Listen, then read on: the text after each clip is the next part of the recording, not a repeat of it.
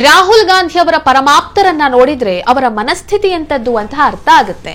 ಕಾಂಚಾ ಇಲಯ್ಯ ಅವರಿಗೆ ಹಿಂದೂ ಧರ್ಮ ಅಂದ್ರೆ ಯಾಕಿಷ್ಟು ದ್ವೇಷ?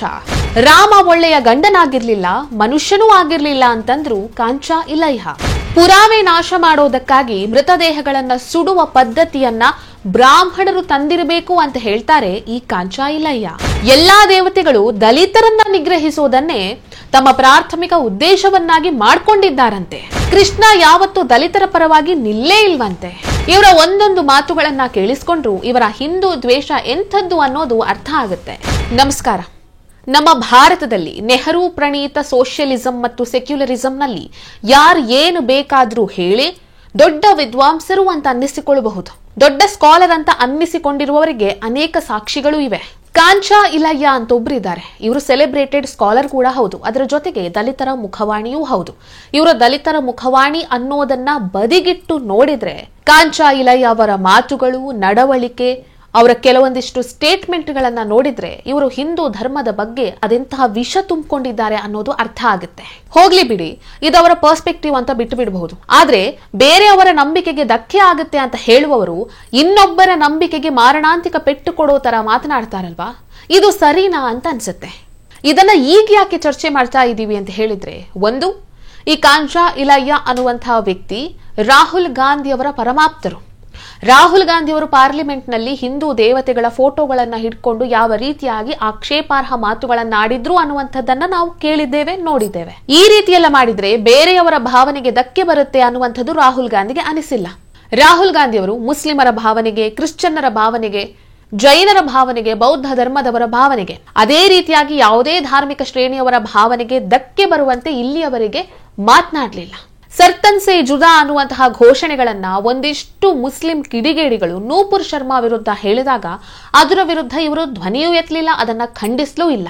ರಾಹುಲ್ ಗಾಂಧಿ ಅವರು ಖುದ್ದಾಗಿ ಏನೂ ಮಾತನಾಡದೆ ಇದ್ರೂ ಕೂಡ ಅವರ ಜೊತೆಗಿರುವವರ ಮಾತುಗಳನ್ನ ಕೇಳಿಸ್ಕೊಂಡ್ರೆ ರಾಹುಲ್ ಗಾಂಧಿ ಅವರ ಮನಸ್ಥಿತಿ ಎಂಥದ್ದು ಅನ್ನುವಂಥದ್ದು ಅರ್ಥ ಆಗುತ್ತೆ. ಇಂಗ್ಲಿಷ್ ನಲ್ಲಿ ಒಂದು ಮಾತಿದೆ, tell me who your friends are, I will tell you who you are ಅಂತ ಹೇಳಿ. ಅಂದ್ರೆ ನಿನ್ನ ಗೆಳೆಯರು ಯಾರು ಅನ್ನೋದನ್ನ ನನಗೆ ಹೇಳು, ನಾನು ನೀನ್ ಯಾರು ಅನ್ನೋದನ್ನ ಹೇಳ್ತೀನಿ ಅಂತ. ಕಾಂಚಾ ಇಲಯ್ಯ ಮತ್ತು ರಾಹುಲ್ ಗಾಂಧಿ ಅವರು ತುಂಬಾ ಸೌಹಾರ್ದಯುತವಾಗಿದ್ದಾರೆ. ಕೆಲವೊಂದಿಷ್ಟು ಸಮಾರಂಭಗಳಲ್ಲಿ ಒಬ್ಬರನ್ನ ಒಬ್ಬರು ಭೇಟಿಯಾಗಿದ್ದಾರೆ, ಮಾತನಾಡಿದ್ದಾರೆ, ತುಂಬಾ ಆಪ್ತರಾಗಿದ್ದಾರೆ ಇವರು. ಈ ಹಿನ್ನೆಲೆಯಲ್ಲಿ ಕಾಂಚಾ ಇಲಯ್ಯ ಅವರು ಹಿಂದೂ ಧರ್ಮದ ಬಗ್ಗೆ, ಹಿಂದೂ ದೇವತೆಗಳ ಬಗ್ಗೆ ಏನೆಲ್ಲ ಹೇಳಿದ್ದಾರೆ, ಯಾವೆಲ್ಲ ರೀತಿಯ ಸ್ಟೇಟ್ಮೆಂಟ್ಗಳನ್ನ ನೀಡಿದ್ದಾರೆ ಅನ್ನೋದನ್ನ ಒಂದೊಂದಾಗಿ ನಾನು ಹೇಳ್ತಾ ಹೋಗ್ತೀನಿ. ಕಾಂಚಾ ಇಲಯ್ಯ ಅವರು why I am not Hindu ಅನ್ನುವಂತಹ ಒಂದು ಪುಸ್ತಕವನ್ನ ಬರೆದಿದ್ದಾರೆ. ಆ ಪುಸ್ತಕದಲ್ಲಿ ಹಿಂದೂ ದೇವತೆಗಳ ಬಗ್ಗೆ, ಹಿಂದೂ ಧರ್ಮದ ಬಗ್ಗೆ, ಹಿಂದೂಗಳ ಭಾವನೆಗೆ ಧಕ್ಕೆ ಬರುವ ರೀತಿಯಲ್ಲಿ ಕೆಲವೊಂದಿಷ್ಟು ವಿಚಾರಗಳನ್ನ ಬರೆದಿದ್ದಾರೆ. ಆ ಪುಸ್ತಕದಲ್ಲಿ ಇವರು ಕಾಳಿ ಮಾತೆಯನ್ನ ಹಿಂಸಾತ್ಮಕ ದೇವತೆ, ಶೋಷಣೆಯ ಸಂಕೇತ ಅಂತ ಹೇಳಿ ಬರೆದಿದ್ದಾರೆ. ನರಸಿಂಹ ದೇವರನ್ನ ಕೊಲೆಗಾರ ದೇವರು ಅಂತ ಹೇಳಿ ಬರೆದಿದ್ದಾರೆ. ಇನ್ನೂ ಮುಂದುವರೆದವರು ಏನು ಬರೀತಾರೆ ಅಂತ ಹೇಳಿದ್ರೆ, ಎಲ್ಲಾ ಹಿಂದೂ ದೇವತೆಗಳು ದಲಿತರನ್ನ ಹೇಗೆ ನಿಗ್ರಹಿಸಬೇಕು ಅನ್ನೋದನ್ನೇ ತಮ್ಮ ಪ್ರಾಥಮಿಕ ಉದ್ದೇಶವನ್ನಾಗಿ ಮಾಡ್ಕೊಂಡಿದ್ದಾರೆ ಅಂತ ಬರೆದಿದ್ದಾರೆ. ಮೇಲ್ಜಾತಿಯಲ್ಲಿ ಒಬ್ಬ ಮಹಿಳೆ ಸತ್ತಾಗ ಪುರುಷನಾದವನು ಅತ್ರೆ ಅಂತಹ ಪುರುಷನನ್ನು ಪುರುಷತ್ವ ಹೀನ ಅಂತ ಕರೀತಾರೆ ಅಂತ ಹೇಳಿ ಇವರು ಬರೆದಿದ್ದಾರೆ. ಇನ್ನು ಆ ಪುಸ್ತಕದಲ್ಲಿ ಇವರು ಮಹಾಭಾರತದ ಬಗ್ಗೆನೂ ಬರೀತಾರೆ. 100 ಕೌರವರು ಬ್ರಾಹ್ಮಣ ವಿರುದ್ಧವಾಗಿ ನಿಂತು ಬಹುಸಂಖ್ಯಾತ ದಲಿತ ಬಹುಜನರನ್ನ ಪ್ರತಿನಿಧಿಸಿದ್ರು. ಆದ್ರೆ 5 ಪಾಂಡವರು ಬ್ರಾಹ್ಮಣರ ಪರವಾಗಿ ನಿಂತು ದಲಿತರ ವಿರುದ್ಧವಾಗಿ ನಿಂತು ಬ್ರಾಹ್ಮಣ ಅಲ್ಪಸಂಖ್ಯಾತರನ್ನ ಪ್ರತಿನಿಧಿಸಿದ್ರು ಅಂತ ಬರೀತಾರೆ. ಇನ್ನು ಶ್ರೀಕೃಷ್ಣ ಪರಮಾತ್ಮನ ಬಗ್ಗೆ ಈ ಕಾಂಚಾ ಇಲಯ್ಯ ಅವರು ಏನ್ ಹೇಳ್ತಾರೆ ಅಂದ್ರೆ, ಕೃಷ್ಣ ಒಬ್ಬ ಯಾದವ ಆಗಿದ್ರು ಕೂಡ ಆತ ಮದುವೆಯಾಗಿದ್ದು ಕ್ಷತ್ರಿಯ ಯುವತಿಯನ್ನ. ಕೃಷ್ಣ ಯಾವತ್ತೂ ದಲಿತರ ಪರವಾಗಿ ನಿಲ್ಲಲಿಲ್ಲ ಅಂತ ಹೇಳ್ತಾರೆ. ಇನ್ನು ಹಿಂದೂ ಧರ್ಮದಲ್ಲಿ ಯಾರಾದ್ರೂ ಸತ್ತಾಗ ಅವರ ಮೃತದೇಹವನ್ನ ದಹನ ಮಾಡ್ತೇವೆ, ಸುಡ್ತೇವೆ. ಈ ದಹನ ಕ್ರಿಯೆಯ ಬಗ್ಗೆಯೂ ಕಾಂಚಾ ಇಲಯ್ಯ ಅವರು ಮಾತನಾಡಿದ್ದಾರೆ. ಹಿಂದೂಗಳು ದಲಿತರಿಗೆ ಚಿತ್ರಹಿಂಸೆ ಮಾಡ್ತಿದ್ರು, ದಲಿತರನ್ನ ಕೊಲ್ತಾ ಇದ್ರು. ಇದನ್ನೆಲ್ಲ ನೋಡಿದಂತಹ ದಲಿತರು ಹಿಂದೂಗಳ ವಿರುದ್ಧ ದಂಗೆ ಎದ್ರು. ಸೊ ದಲಿತರು ಹಿಂದೂಗಳ ವಿರುದ್ಧ ದಂಗೆ ಏಳದಂತೆ ಮಾಡೋದಕ್ಕೋಸ್ಕರವಾಗಿ, ದಲಿತರನ್ನ ಕೊಂದಿದ್ದೇವೆ ಅನ್ನೋದಕ್ಕೆ ಯಾವುದೇ ಪುರಾವೆಗಳು ಸಿಗದೇ ಇರುವ ರೀತಿ ಮಾಡೋದಕ್ಕಾಗಿ ಬ್ರಾಹ್ಮಣರು ಮೃತದೇಹಗಳನ್ನ ಸುಡುವ ಪದ್ಧತಿಯನ್ನ ತಂದಿರಬಹುದು ಅಂತ ಹೇಳಿದ್ರು. ಇನ್ನು ದೀಪಾವಳಿಯ ಬಗ್ಗೆ ಮಾತನಾಡಿ, ದೀಪಾವಳಿಗಾಗಿ ಲಕ್ಷಾಂತರ ರೂಪಾಯಿಯನ್ನ ಖರ್ಚು ಮಾಡ್ತಾರೆ, ಪರಿಸರ ಹಾನಿ ಮಾಡ್ತಾರೆ, ಇಂತಹ ಕೆಟ್ಟ ಸಂಸ್ಕೃತಿಯನ್ನ ನಾವು ನಿಲ್ಲಿಸಬೇಕು ಅಂತ ಹೇಳಿದ್ರು. ಇನ್ನು ಶ್ರೀರಾಮ ದೇವರ ಬಗ್ಗೆ ಮಾತನಾಡ್ತಾ, ರಾಮ ಒಳ್ಳೆ ಗಂಡನಾಗಿರ್ಲಿಲ್ಲ, ಒಳ್ಳೆಯ ಪುರುಷನಾಗಿರ್ಲಿಲ್ಲ, ಒಳ್ಳೆ ಮನುಷ್ಯನೂ ಆಗಿರ್ಲಿಲ್ಲ. ರಾಮನೇ ಲಂಕೆಗೆ ಆಕ್ರಮಣ ಮಾಡಿದ್ದು, ರಾವಣ ಏನು ಅಯೋಧ್ಯೆಗೆ ಬಂದು ಆಕ್ರಮಣ ಮಾಡಲಿಲ್ಲ ಅಂತ ಹೇಳ್ತಾರೆ.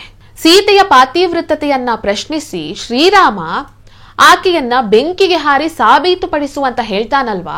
ಹಾಗಿದ್ರೆ ಸೀತೆ ರಾಮನ ಹತ್ತಿರ ಇಲ್ಲದೇ ಇರುವಾಗ ರಾಮ ಎಷ್ಟು ಜನ ಮಹಿಳೆಯರೊಂದಿಗೆ ಮಲಗಿದ್ದ ಅನ್ನೋದಕ್ಕೆ ಏನಾದ್ರೂ ಸಾಕ್ಷಿ ಇದೆಯಾ ಅಂತ ಇವರು ಕೇಳ್ತಾರೆ. ಈ ರೀತಿ ಬೇಕಾದಷ್ಟು ಸ್ಟೇಟ್ಮೆಂಟ್ಗಳನ್ನ ನೀಡಿದ್ದಾರೆ. ದಲಿತರು ಹಿಂದೂಗಳು ಅಲ್ವೇ ಅಲ್ಲ ಅನ್ನೋ ರೀತಿಯಲ್ಲಿ ಇವರು ಮಾತನಾಡಿದ್ದಾರೆ. ದಲಿತರನ್ನ ಹಿಂದೂ ಧರ್ಮದಿಂದ ಪ್ರತ್ಯೇಕಿಸಿ ಇವರು ಮಾತನಾಡ್ತಾರಲ್ವಾ, ಇದನ್ನ ಯಾವ ರೀತಿಯ ವಿದ್ವತ್ತು ಅಂತ ನಾವು ಅಂದ್ಕೊಳ್ಬೇಕು. ಇಲ್ಲಿ ನಾನು ಕಾಂಚಾ ಇಲಯ್ಯ ಅವರ ದಲಿತ ಪರ ಧ್ವನಿಯ ಬಗ್ಗೆ ಗೌರವ ಇಟ್ಕೊಂಡೇ ಮಾತನಾಡ್ತಿದ್ದೀನಿ. ಆದ್ರೆ ಇವರು ಹೇಳಿರುವಂತಹ ಕೆಲವು ಸ್ಟೇಟ್ಮೆಂಟ್ಗಳಿದೆಯಲ್ಲ, ಅದು ಹಿಂದೂ ಧರ್ಮದ ವಿರೋಧಿ ಸ್ಟೇಟ್ಮೆಂಟ್ಗಳು, ಹಿಂದೂ ದೇವತೆಗಳ ಬಗ್ಗೆ ಅವಾಚ್ಯವಾಗಿ ಮಾತನಾಡಿದಾರಲ್ವಾ, ಇದನ್ನೆಲ್ಲ ಎಲ್ಲರಿಂದ ಒಪ್ಕೊಳ್ಳೋದಕ್ಕೆ ಸಾಧ್ಯ ಇಲ್ಲ. ಇಂತಹ ವ್ಯಕ್ತಿ ರಾಹುಲ್ ಗಾಂಧಿ ಅವರ ಆಪ್ತರು ಅಂತಾದ್ರೆ ರಾಹುಲ್ ಗಾಂಧಿ ಅವರ ರಾಜಕೀಯ ಹೇಗಿರಬಹುದು ಅಂತ ನೀವೇ ಊಹಿಸಿಕೊಳ್ಳಿ. ಈ ವಿಡಿಯೋ ನಿಮ್ಗೆ ಇಷ್ಟ ಆಗಿದ್ದಲ್ಲಿ ಲೈಕ್ ಮಾಡಿ, ಶೇರ್ ಮಾಡಿ, ಕಮೆಂಟ್ ಮಾಡಿ. ನೀವಿನ್ನೂ ನಮ್ಮ ಹೊಸದಿಗಂತ ಡಿಜಿಟಲ್ ಚಾನೆಲ್ ಅನ್ನ ಸಬ್ಸ್ಕ್ರೈಬ್ ಮಾಡಲಿಲ್ಲ ಅಂದ್ರೆ ದಯವಿಟ್ಟು ಸಬ್ಸ್ಕ್ರೈಬ್ ಮಾಡಿ. ಹೆಚ್ಚಿನ ಮಾಹಿತಿಗಾಗಿ ಪಕ್ಕದಲ್ಲಿ ಇರುವಂತಹ ಬೆಲ್ ಐಕನ್ ಅನ್ನ ಪ್ರೆಸ್ ಮಾಡಿ.